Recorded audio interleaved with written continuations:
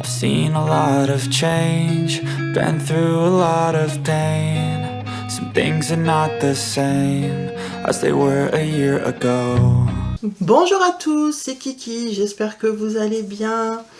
On se retrouve aujourd'hui pour que je puisse vous présenter mon nouveau projet. Donc je vous avais dit la dernière fois quand je vous ai présenté le Moundir de chez All Forest que mon mari m'avait offert 2 patrons. Donc le premier étant le Moundir et le deuxième c'est celui-ci. Donc je vous affiche l'image, mais vous avez dû l'avoir en miniature si je l'ai mise dessus. Donc c'est le Garden Carps, donc le jardin des carpes, hein, en gros, hein, toujours dans le forest. Alors, franchement, je trouve magnifique. Par contre, j'ai eu une surprise, c'est que figurez-vous que, bon après ça mon mari ne pouvait pas le savoir, hein, il n'y a pas que du point de croix dessus. Alors sur le coup, moi j'avais pas fait attention. Quand j'ai téléchargé le fichier, j'ai voulu le mettre... là c'était en PDF, donc j'ai voulu le mettre directement sur mon Pattern Keeper.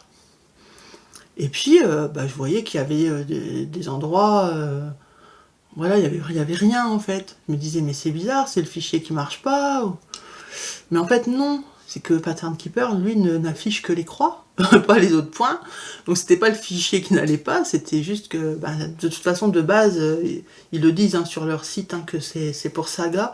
Alors par contre, j'ai une petite information à vous donner, puisque du coup, plus tard, je me suis acheté un patron et j'ai eu une info. Alors, la plupart des patrons All Forest, ils vous l'écrivent sur leur site qui fonctionne sur l'application Saga. Donc Saga, je l'ai acheté entre-temps. Après tout ça, hein, j'ai acheté l'application. Et j'ai acheté un patron. Un petit patron, je vous présenterai plus tard. Et donc, ils me l'ont envoyé en PDF. Parce que quand vous l'achetez, on ne vous propose pas de choisir le format. Donc je l'ai reçu en PDF. Mais je me suis dit, ouais, mais c'est dommage, je me suis offert l'application Saga, j'aimerais bien l'essayer, quoi.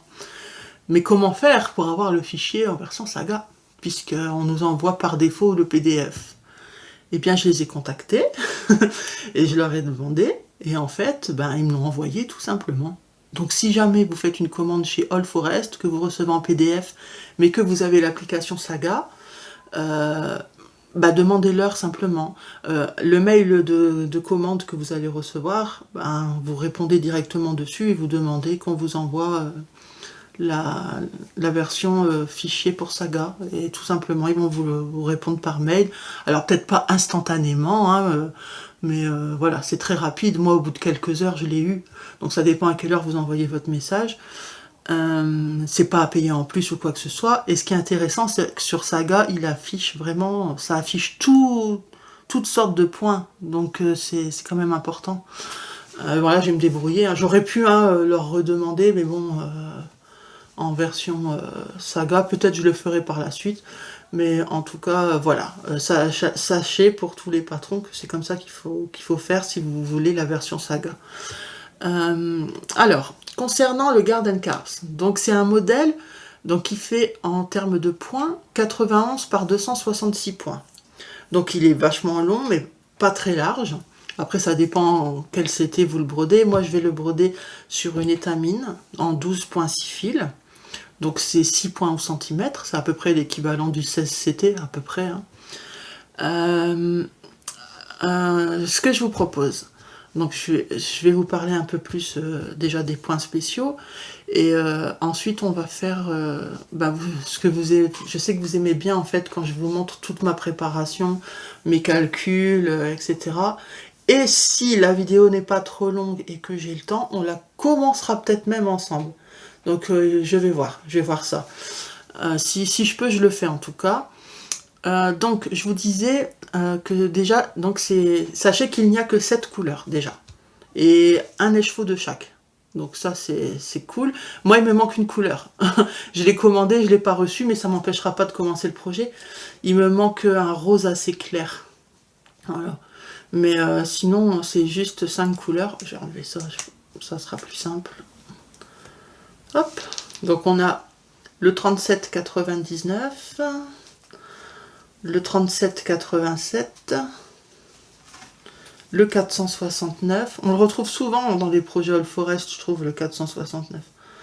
Le 3345, le 5200, donc c'est un blanc bien pétant là, et le 351. Et celle qui me manque, je crois que c'est 718, il me semble. C'est un rose assez... Attendez, je vais vous dire ça.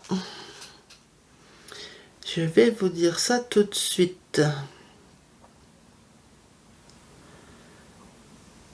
Bien sûr, j'ai tout noté sauf ça, hein, sinon ce serait plus simple. C'est la 778. Voilà. Donc ça va arriver. Donc, comme je vous ai dit, ça m'empêchera pas. Mais bon, voilà. Imaginez un rose. C'est un rose, un vieux rose assez clair. C'est à peu près cette couleur-là. Voilà, imaginez. Imaginez. Donc là, on est sur le 224. Hein. J'aurais pu remplacer. Hein. Mais non. Bon, écoutez. Ça donnera ça à peu près en termes de couleur. Donc ça, c'est cool. Je vais le laisser hein, comme ça. Vous pouvez admirer. Alors, au niveau des points, il y a de la croix pleine, mais il y a aussi ce qu'ils appellent des points décoratifs. Alors, j'ai regardé, je vais essayer, si je peux, de vous insérer, si je vois qu'il y a possibilité de prendre une photo où on voit les points. C'est un genre de backstitch, mais je crois je suis pas sûre, parce que je m'y connais pas assez, je crois qu'on appelle ça du point lancé. Mais je peux pas vous le certifier. En fait, c'est des points à l'horizontale ou à la verticale, mais on en fait plusieurs côte à côte qui sont collés. Je sais pas, si à la photo, ce sera plus simple parce que à expliquer, c'est pas évident. Donc il y a ce genre de points sur ce modèle. Et après, il y a de la croix pleine. Donc, ça me paraît pas si compliqué que ça. Mais du coup, vu qu'il y a ce genre de points, je me dis, heureusement que j'ai pris une étamine. Mais je pense que quand j'ai fait ma commande de toile, je crois que j'avais tenu en compte cette information. Enfin, le fait qu'il y avait des points bizarres, là. Et je pense que ça sera plus simple, du coup, de le faire sur étamine. Parce qu'il y a des endroits, je crois, qu'on pique au milieu des cases, etc. Donc, voilà. C'est peut-être mieux du coup sur étamine. Qu'est-ce qu'il y a d'autre à vous dire comme information? Je crois que c'est tout. Ouais, c'est ça. Donc je vous ai dit, hein, il y a très peu de couleurs. Un écheveau de... Alors, quand je vous dis un écheveau de chaque, c'est à partir du moment où on brode sur une étamine 12,6 fils. Donc 6 points au centimètre. Hein. Si vous prenez du plus grand, du 14CT, du 11CT ou je ne sais quoi, il faudra certainement plus d'échevettes. Mais voilà, en étamine 6, un de chaque c'est suffisant. En étamine 12 fils, quand je vous dis étamine 6, je veux dire 6 points au centimètre, mais c'est du 12 fils. Donc voilà. Alors, on va calculer la taille du motif déjà. Alors, les infos essentielles. Je vais essayer de structurer ça comme je fais d'habitude avec un schéma, etc., un tableau, comme à l'école. Donc soyez sages, sinon à n'importe quel moment, je peux vous demander votre carnet de correspondance, mettre un mot aux parents et vous coller 2 heures. Hein. Alors, donc la taille du... on recommence. Les informations essentielles. Le nombre de points. Donc, mon illustration fait 91 par 266 points. Et la toile utilisée pour le broder, c'est de l'étamine 12 fils, 12,6 fils exactement, ce qui veut dire 6 points au centimètre. Donc ça, c'est des infos importantes pour pouvoir faire les calculs. Donc maintenant qu'on a ces infos-là, on va calculer la taille du motif. Donc on sait qu'elle fait 91 points en largeur, comme ça. Donc, je sais, ah ouais, s'il y a le tableau, vous voyez même pas ce que je fais, mais bon, en largeur. Donc, tout simplement, ce qu'on va faire comme calcul, on va faire 91 divisé par 6. 6 étant le nombre de points en centimètres. Donc, ça nous donne 15,2. Donc, mon motif en largeur, il mesurera 15,2 cm. Donc, vous voyez, c'est pas grand, hein, pas grand du tout. Hein.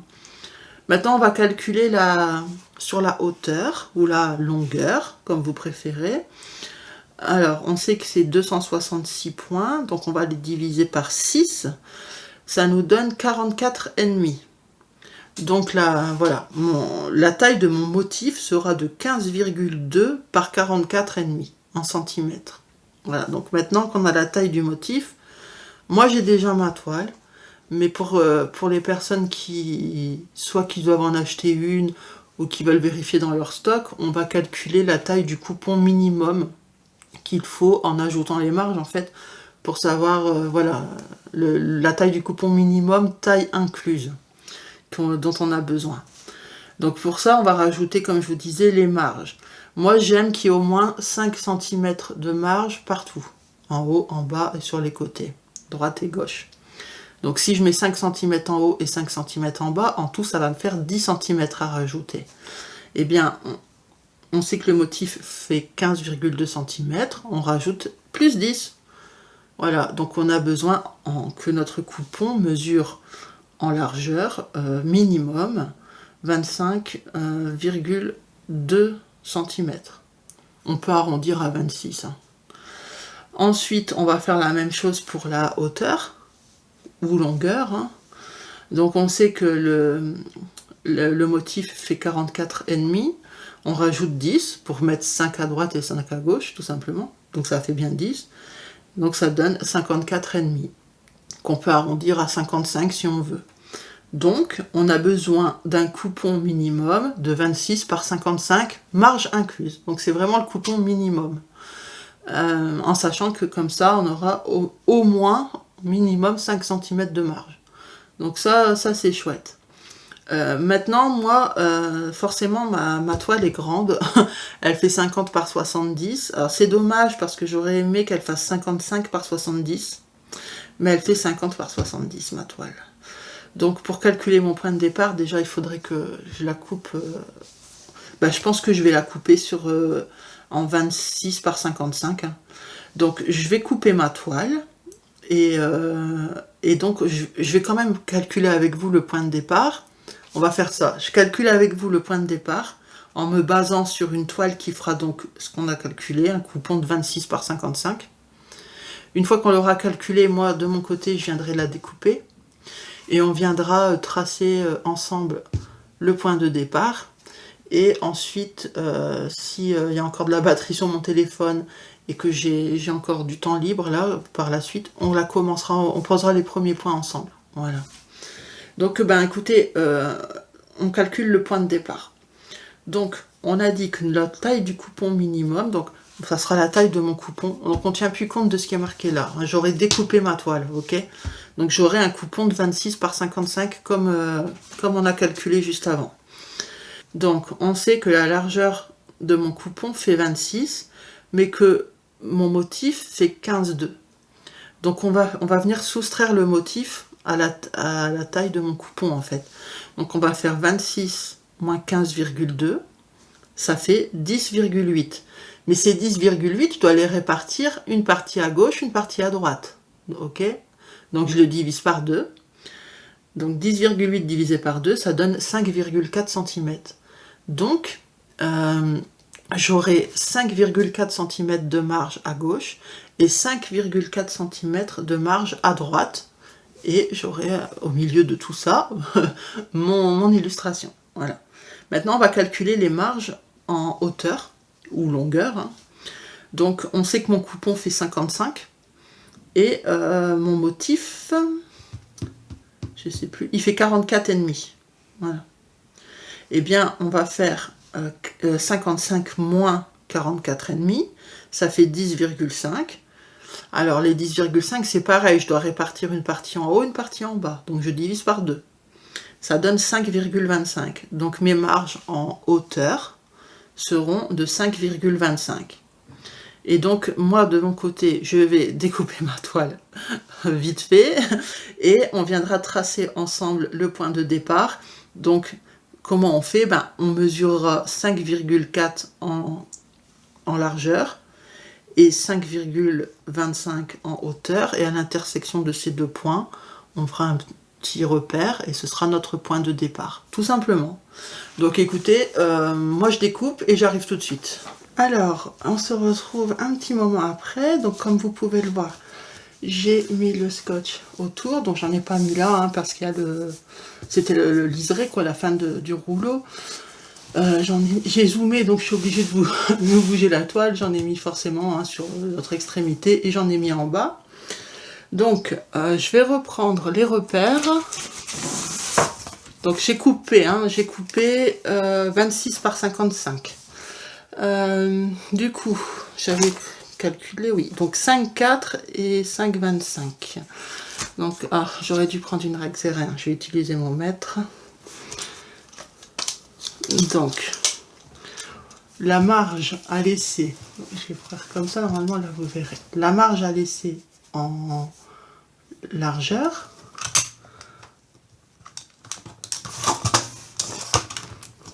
Alors, j'ai dit 5,4. Donc, hop, là, hop, on fait un petit repère à 5,4. Ok. Et comme ça, 5,25. Donc, soit on le fait directement là, on suit la ligne. Donc, moi, je le prends ici, par contre, hein, je ne prends pas le liseré. Hein, je ne l'ai pas compté quand j'ai mesuré ma toile. Hop. Voilà. 5,25. Ouais, c'est à peu près 5,3. Voilà. Donc, on sait que notre point de départ, il est là. Voilà. Donc, voilà notre tracé. Donc, maintenant, ce qu'on va faire, je vais mettre ma toile sur un tambour. Je vais placer, du coup, autrement mon installation. Et on va la commencer ensemble. Et j'ai mis aussi mes fils sur plaquette. Sauf le 778 que je n'ai pas reçu, mais ça ne m'empêchera pas, voilà, ça va pas m'handicaper pour commencer la toile. Donc je vous rappelle juste, moi je mets les numéros, quand il n'y a pas beaucoup de couleurs, hein, je mets les numéros au milieu, et donc le trou d'en bas c'est mon échevette, le trou d'en face c'est les fils entamés, voilà, pour de la même couleur à chaque fois, vous voyez ce que je veux dire. Ok, ben écoutez, je change d'installation et puis on démarre ensemble. A tout de suite. Alors, avant de commencer, il y a quelqu'un qui m'a posé, enfin plusieurs personnes même, je ne sais plus les noms, mais vous m'avez demandé de montrer comment je place mes pinces. Ben, tout simplement. Donc ici, c'est pincé, en fait, vous savez, c'est comme une pince crabe là. Donc je fixe ça sur mon bureau.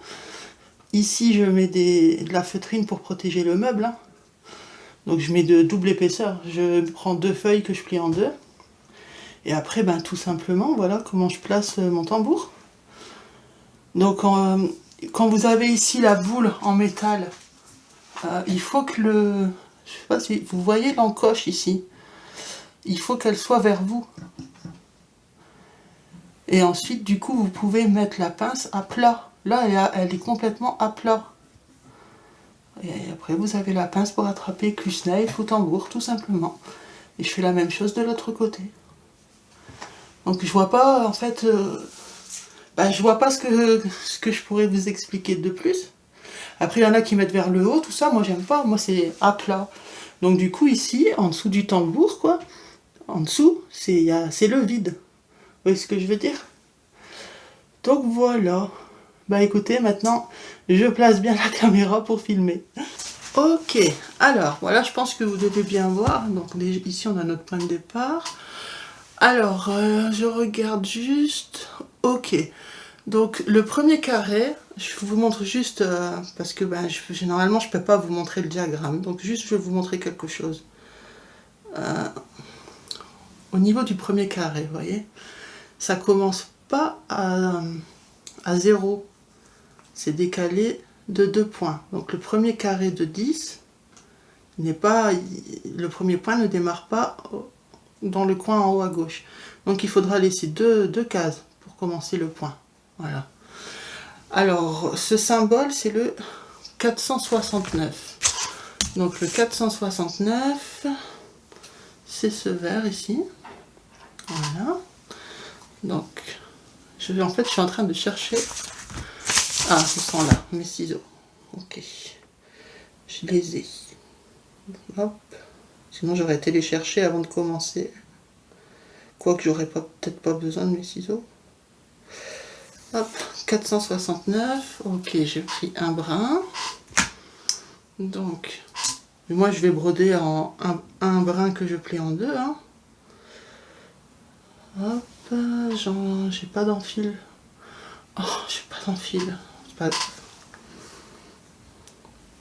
Je savais que j'avais oublié quelque chose, mais je savais pas quoi. Bon, je suis en train d'enfiler le fil dans l'aiguille, et du coup à l'ancienne. Donc ici, c'est le point de départ. Ok, donc hop, je vais vers le bas et je dois décaler de 2, donc je ne brode pas là, je pique ici. Voilà. Parce que moi je commence mes points par en bas. Hein. Ok. Voilà.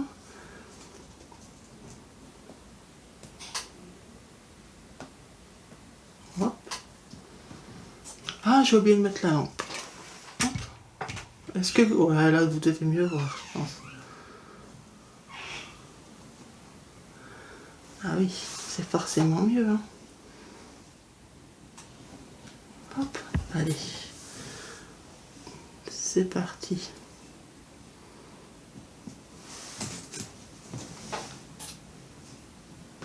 Hop, le nœud est passé derrière. Donc il faut en faire 2.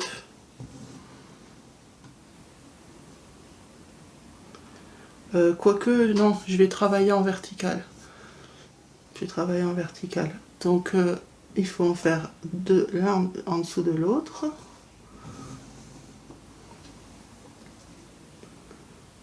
Je travaille en vertical parce que c'est... déjà c'est la frise et donc elle va être longue comme ça. Je vais pas faire une ligne qui fait 3 km et revenir en arrière. Je préfère du coup travailler en vertical. Donc ensuite on devra laisser un trou et en faire un. Donc du coup je ne pique pas ici mais deux. Oh. Donc j'ai dit pas ici mais là. Hop.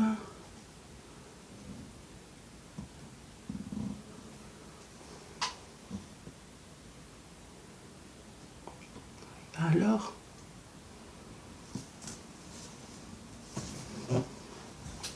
ça se prend dans mes pinces. Voilà. Ok.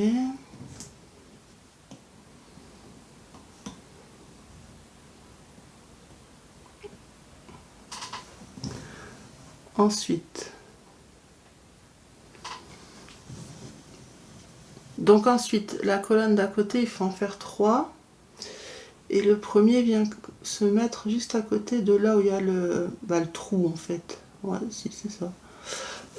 C'est-à-dire, quand je dis le trou, je parle d'ici, vous voyez. Donc le premier point va se faire là, et ensuite 2 et 3.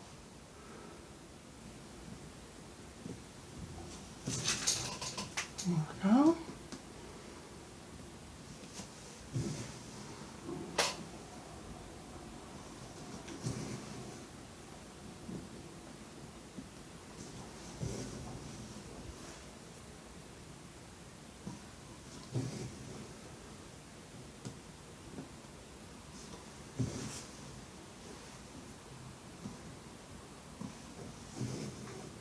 Et 3.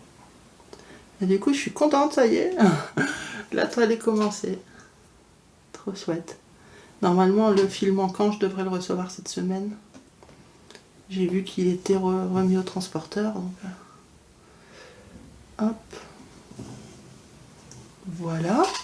La colonne d'à côté, il faut en faire 2. Et ça démarre à côté de celui-ci, du deuxième. Mais comme le prochain, il se fait tout en haut, du coup, là, je vais faire en demi. Je fais en demi, je reviens fermer mes croix en remontant. Donc 1 et 2. Toujours dans l'idée de ne pas trop tirer les fils et en même temps ça fait des économies. Hein. On en use moins forcément. pensais que j'avais mal piqué. Un.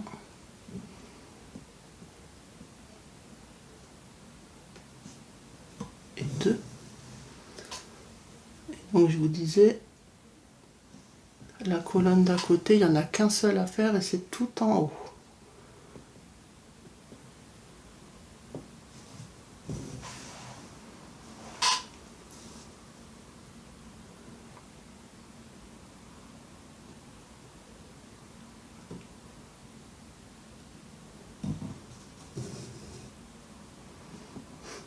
Je fais attention parce que comme je vois pas bien,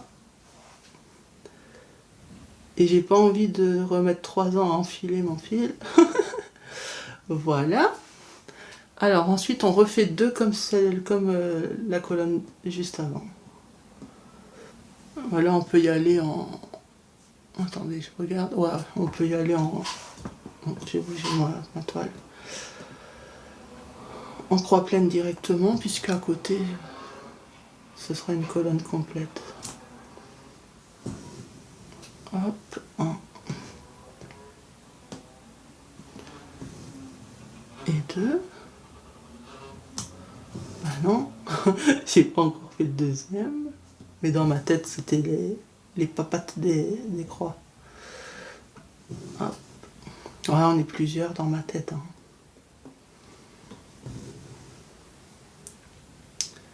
Voilà.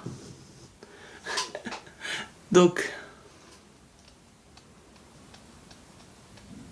Non, juste 2 secondes, j'ai mon fils qui m'appelle.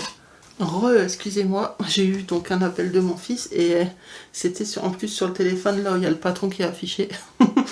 Donc, on en était où? Ok, donc 3. Donc on a fini en haut ou en bas? En bas, ok. Donc 3, en partant de là.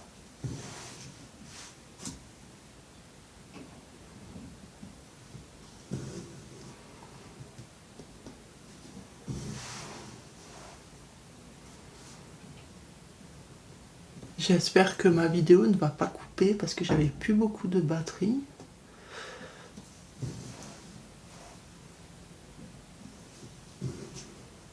De toute façon, je vais pas m'éterniser. Hein. C'était juste pour voilà, la démarrer ensemble. Je voulais vous montrer que des fois, le démarrage ne se fait pas forcément dans le coin 0, quoi.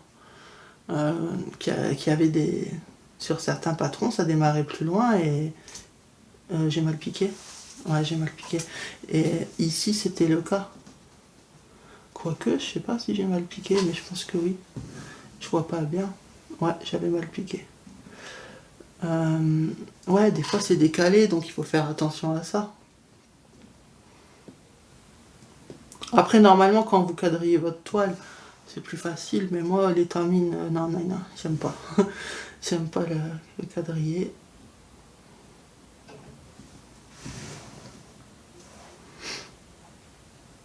Ils vendent hein, des toiles étamines déjà quadrillées.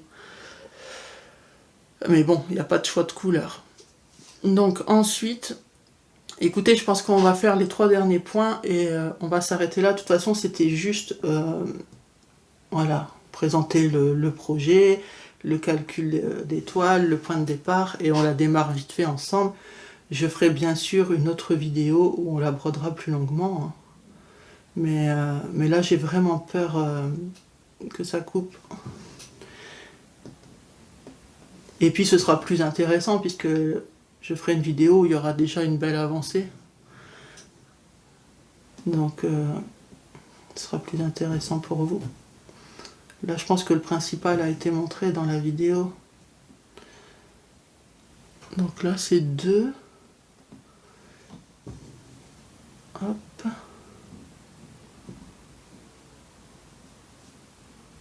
Ouais, j'étais bon. 2, ensuite on laisse un trou et 1. Hop et hop, c'est ici qu'on pique. Voilà. Voilà. Bah écoutez, on va s'arrêter là. Hop. J'espère que cette vidéo vous a plu, que ça a été instructif pour vous. On ne sait jamais, hein, peut-être que ce modèle, vous aviez envie de le commencer. Du coup, là, vous avez vu... parce qu'habituellement, j'ai déjà un coupon que j'adapte à la toile que je ne coupe pas forcément. Là, mon coupon était beaucoup trop grand, donc je l'ai coupé vraiment à la toile du coupon minimum qu'on avait calculé. Et ensuite, on est venu tracer le point. Donc normalement, là, vous avez tous les outils pour démarrer ce modèle. Après, vous pouvez adapter la méthode de calcul, hein, je vous l'ai déjà dit, sur tous vos projets. Le principal étant de connaître le nombre de points de votre projet et le nombre de points que vous faites au centimètre par rapport à la toile que vous allez utiliser. Sinon, une fois que vous avez ces deux infos, c'est plus facile à faire les calculs forcément. Vous pouvez aussi commencer par le centre, hein. Donc on commence par le centre, on plie la toile en deux, puis encore en deux, et on marque bien l'endroit où c'est plié, là où il y a la deuxième pliure en fait, hein.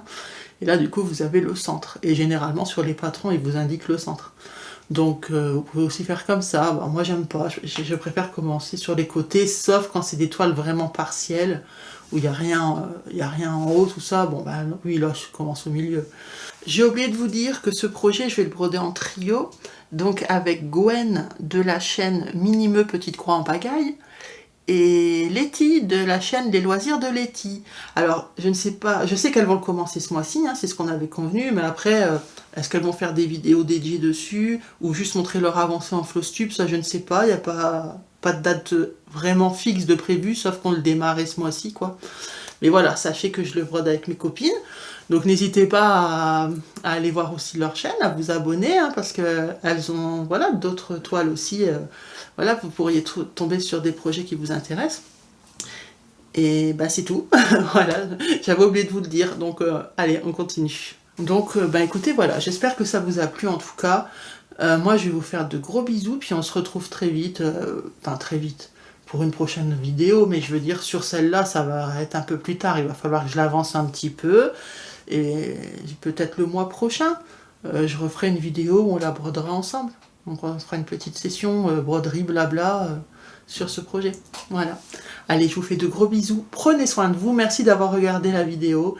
Et merci à toutes les personnes qui étaient déjà abonnées, qui continuent de me suivre.